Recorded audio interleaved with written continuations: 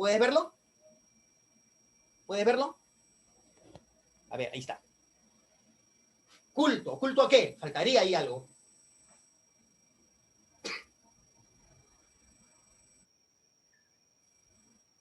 La perfección es la belleza, ¿no?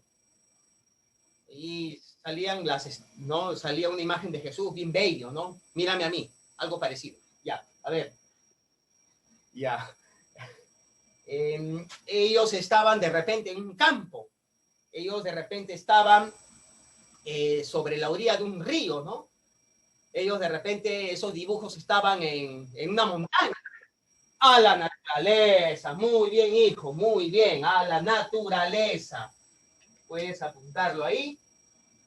Culto a la naturaleza, inclinación a la naturaleza. A la naturaleza. Muy bien. Ahora sí. Vemos la otra parte. Puedes verlo, ¿verdad? Muy bien. Se nota, ¿verdad? ¿Sí? ¿Se nota? Genial. Ciudades. Una de ellas, Toscana. La otra, Florencia. La otra, Silesia. La otra, Venecia. Muy bien.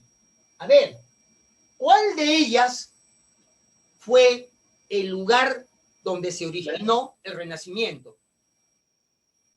Fue la segunda. Fue la segunda. Florencia, sí, de los florencianos, ¿no? También hubieron exponentes ahí. Era Toscana. Toscana, Toscana. ¿Por qué?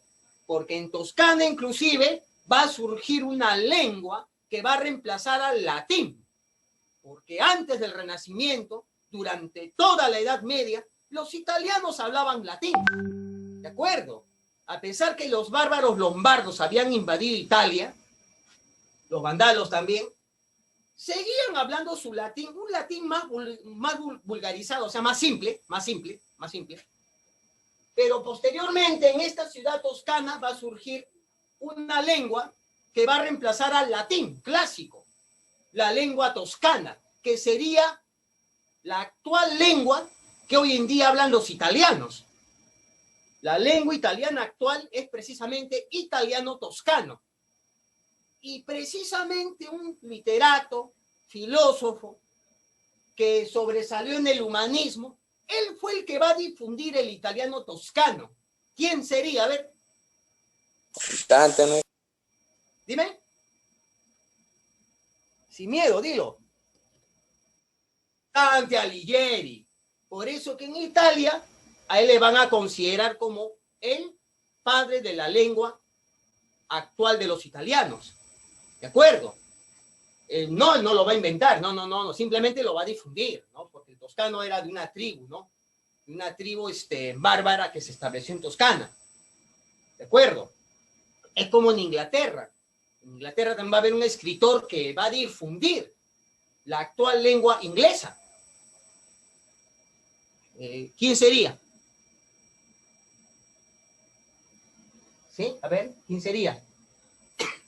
En Inglaterra. Va a escribir una obra universal. Ejemplo, Romeo y Julieta. Shakespeare, claro. Él va a difundir el inglés en su obra, que se hizo universal. Romeo y Julieta. ¿De acuerdo? William Shakespeare. Y acá en el Perú también, ¿no? Va a haber un cronista que va a difundir el castellano, cuando aprovechó a escribir sus obras de carácter Garcilaso de la Vega. Crónico, el Inca Garcilaso de la Vega, ¿no? El Inca Garcilaso de la Vega. Muy bien. Tenemos acá los antecedentes al Renacimiento. Tenemos acá, ¿qué dicen aquí? El mecenazgo. A ver, ¿puedes explicarme quiénes eran los mecenas en la antigua Roma? Son los que financiaban. Claro, financiaban, ¿no?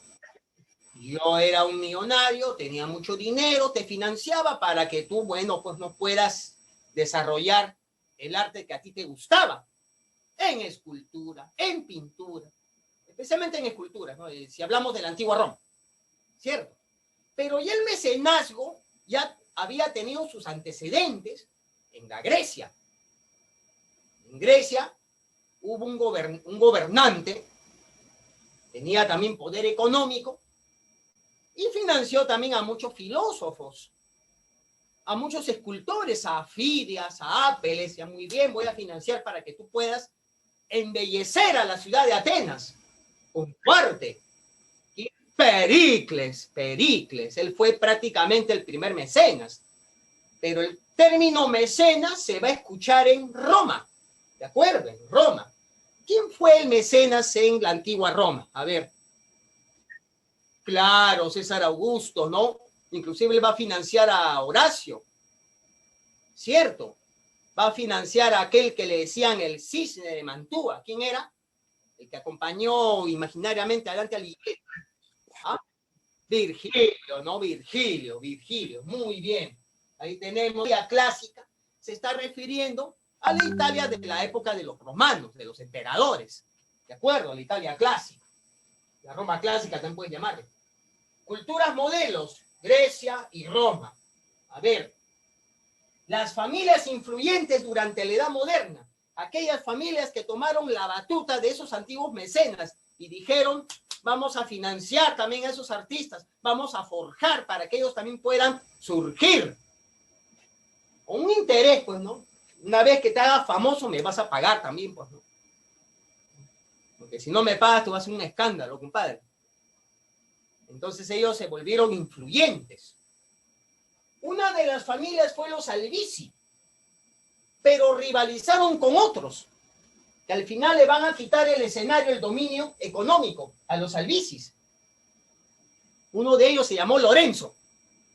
A ver, ¿qué familia? Medici. Claro, los Medici, muy bien, los Medici. Vamos a poner acá los Medici. Familias eran rivales. ¿Por qué? Porque querían el dominio económico sobre Italia. Al final, el que va a salir ganando van a ser los Medici. ¿De acuerdo? Muy bien. ¿Alguna pregunta?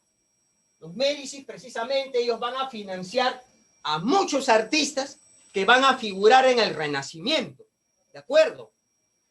Muy bien. ¿Qué más?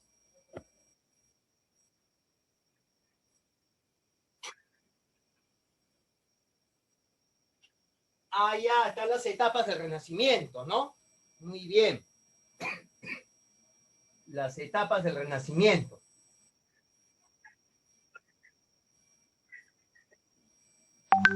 Sí, claro, papas mecenas, claro.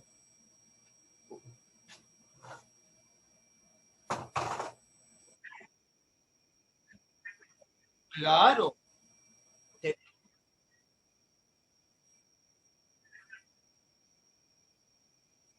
Gregorio III, uno de ellos, Julio II, claro, sí. Y inclusive Gregorio III también, ¿no? Va a financiar a Miguel Ángel Buonarroti. ¿Aló? ¿Me escuchan? Ya, muy bien. Espera, no los veo. Ya, ahora sí. Ya, genial. Ya. Cuando hablamos de 400, espérate, ¿están ahí? ¿Sí? Ya parezco Talía. A ver, 400, casi por 1400, pues, ¿no? 400, 500, 1500. ¿De acuerdo? Los del 400. Uno de ellos, Brunelleschi. Otro de ellos, Tintoretto. Otro de ellos, Masaccio. Eran pintores, escultores. El 400 se va a caracterizar porque destacaron más en qué tipo de arte. A ver, ¿en qué disciplina artística destacaron más los del 400?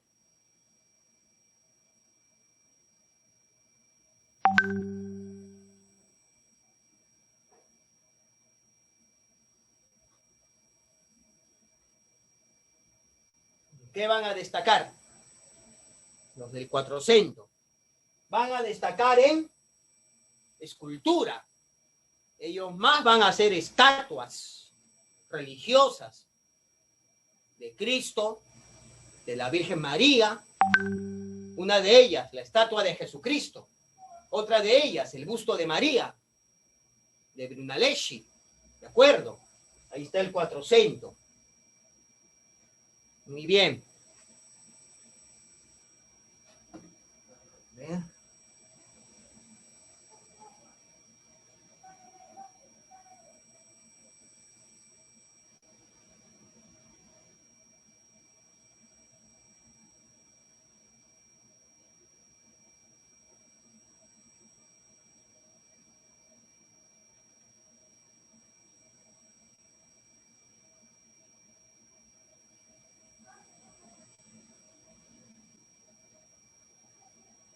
Bien, aquí están Donatello, Tintoretto, Masaccio, Brunelleschi.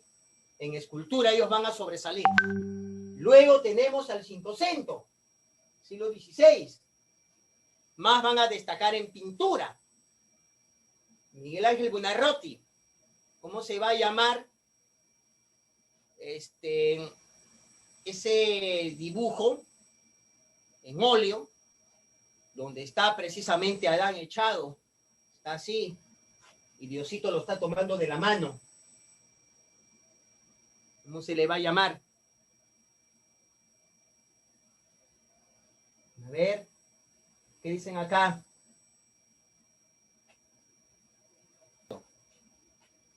Muy bien, después hubieron apreciaciones por parte de la iglesia, donde Ángel Buonarroti fue advertido por el Papa, ¿no?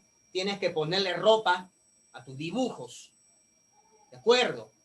Y por eso que le van a, más tarde él va a cubrirles, ¿no? Con especie de túnica, todo eso. Porque él simplemente quería él emular lo que en la Grecia clásica solían hacer en los dibujos y especialmente en las estatuas. A ver, puede construir un artefacto que pueda surcar los cielos. Al final los quemó. El hombre los va a utilizar para guerra. Quedaron copias de algunos planos que él hizo. Increíble, submarino. Aparte de él, durante la Edad Antigua, hubo un personaje que inventó en el tornillo, las sillas plegables. Después de él, Leonardo da Vinci. A ver, en la antigüedad, ¿quién fue? Creó la lupa. Arquímedes, ¿no? Leonardo da Vinci. Y va a dibujar un fresco al óleo, donde está Cristo en el medio, y en cada costado, 6 de sus apóstoles. Él está partiendo el pan. ¿Cómo se llama esa obra clásica? La Última Cena. La Última Cena. Una anécdota, ¿no? El modelo que hizo de Jesús, también hizo de Judas. ¿De acuerdo? También hizo de Pedro. Muchas películas hacen referencia a eso. A ver, y vamos a tener otro pintor. Va a sobresalir por las famosas Madonas, las vírgenes, mujeres bien desnuditas, ¿ya? Algunas representaban a la Virgen María. ¿Quiénes eran las Madonas? O bien podían ser muchachas, o bien podían ser la misma Virgen María. ¿A quién se le atribuye el cuadro de las Madonas? A Rafael. Rafael Sanzio. Y a ver quién fue el autor de la obra, a la pintura, el autor del Camino al Calvario. Está Jesús con la cruz ahí. Está próximo al Calvario. Está doliente, agonizante. La corona de espinas, el cual hace que él esté sudando sangre por las heridas causadas por dicha corona, mandada a colocar por Herodes, ¿cierto? De corono rey de los judíos. ¡Plah! Y él está camino a la cruz. ¿Quién hizo ese fresco? ¿Quién pintó ese dibujo? Un español. Admiraba mucho a Grecia porque, a pesar que era español, había nacido en Grecia. A ver. ¿Quién fue?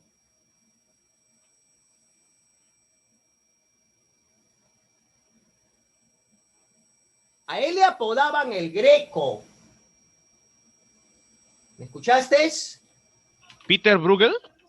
El Greco, conocido como Domingo Teutocópoli. Él era español, pero le decían el Greco porque él había nacido en Grecia, ¿de acuerdo? En la isla de Creta. Algunos dicen isla de Creta, otros en la misma Grecia. Otros van a decir, no, él nació en España, sino que su papá era griego.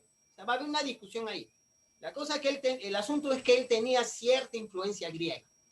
Aparte de ello, en el campo artístico miraba mucho a Grecia. Por eso también le decían el Greco. Participación en la vida. El hombre también puede forjar su destino. El destino no lo prepara Dios. El hombre construye su destino, dijeron muchos humanistas. ¿De acuerdo? Algunos hasta se burlaban de ese pensamiento que decía, por ejemplo, ¿no? Dios prepara tu destino.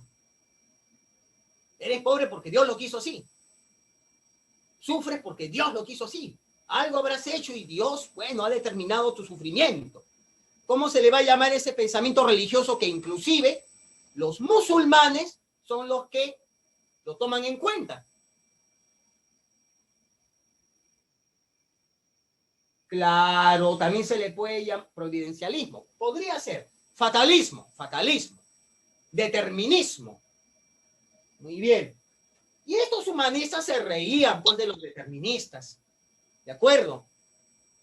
Porque decían, si hay un padre amoroso, no creo que él desee que su creación, sus hijos sufran. No.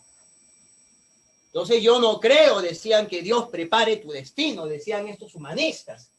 ¿De acuerdo? El término viene de humanisti. Volver a ver, humanizar, disculpen, humanizar. El hombre se acerca a la perfección, o mejor dicho, el hombre es más humano cuando comprende a su prójimo. Muy bien. Están los representantes. ¿Quién es el padre del humanismo? De todos ellos. Padre del humanismo.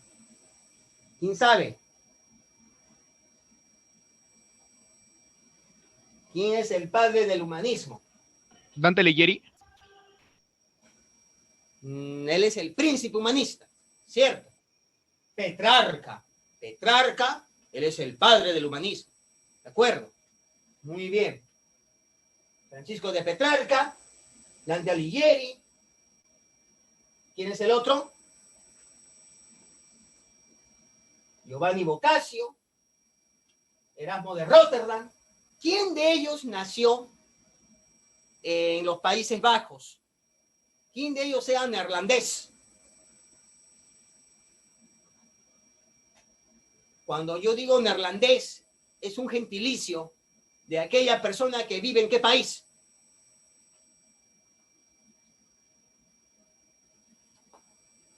Vamos a imaginar que yo soy neerlandés. ¿Ya? Vamos a imaginar que yo soy neerlandés. ¿A qué país pertenecería?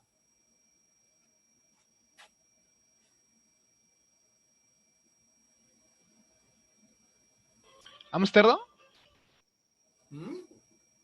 Holanda. Rotterdam, Holanda, holandés. ¿De acuerdo? Holandés. Muy bien. A ver.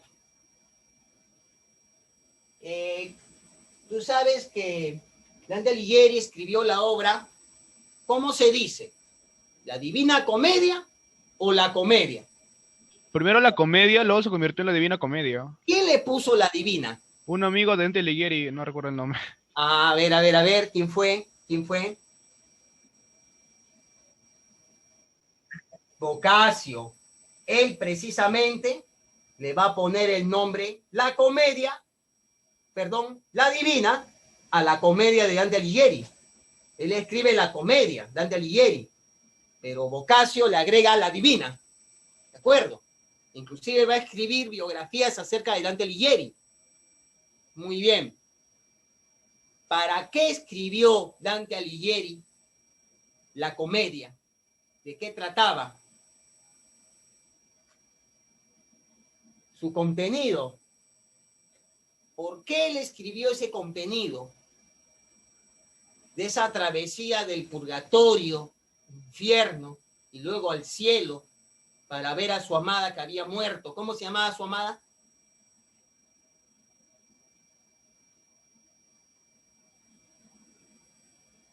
A ver, ¿quién era la amada de Dante Alighieri?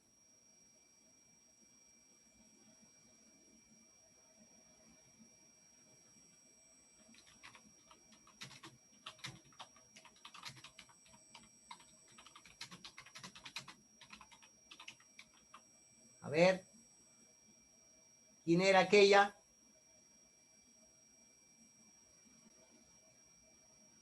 ¿Me lo puedes anotar?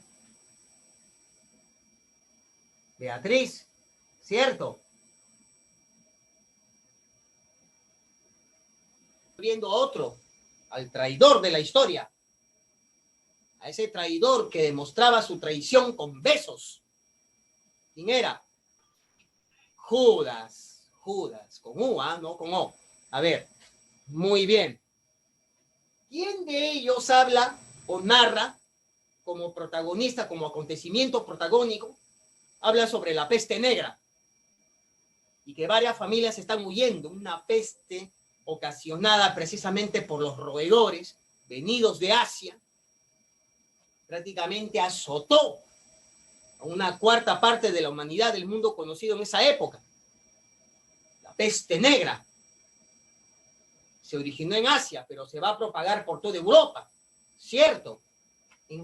A ver, ¿qué autor habla de la peste negra?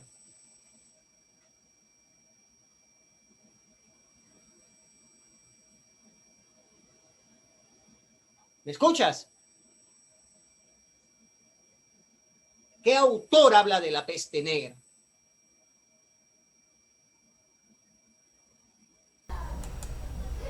¿Sí? ¿Qué autor habla de la peste negra? Te escucho. ¿Puedes escribirlo?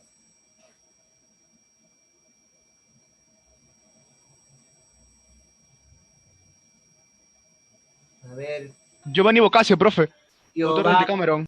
Giovanni, claro, en el Decameron, ¿no? Ahí él va a hablar precisamente sobre la peste negra. La peste negra que azotó Europa durante el trayecto de la Edad Media y que muchos historiadores pensaron que fue la que ocasionó la caída del feudalismo, pero no fue así.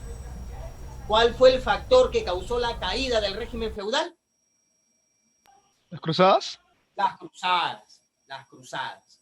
Voy a compartir a tu pantalla las prácticas. A ver, veamos.